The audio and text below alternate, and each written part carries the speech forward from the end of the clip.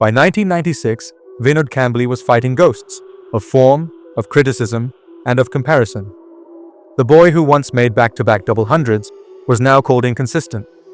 And then came the West Indies, Ambrose, Walsh Bishop, three of the most feared fast bowlers on earth. This was Kambli's chance to remind the world who he was.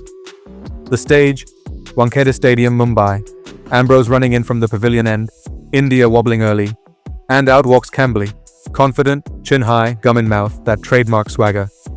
Ambrose fires a short one, Kambli hooks.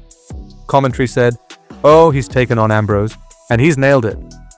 That shot wasn't just a boundary, it was a message. You can't scare me. Over after over, he stood tall. Walsh tried to bounce him. Bishop aimed at the ribs. Kambli flicked, drove, and pulled them all around the ground. In Nagpur, he delivered his answer.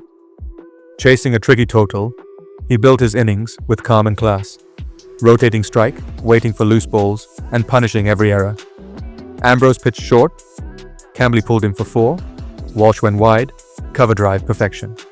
As the crowd chanted his name, Kambli Kambli, the man who was written off only months earlier, had become India's hero again. That innings wasn't just about runs. It was revenge. Against those who said he couldn't handle pace. Against those who said his time was over. He stood up to Ambrose, faced Walsh eye to eye, and answered the critics. Not with words, but with strokes that echoed across the stadium.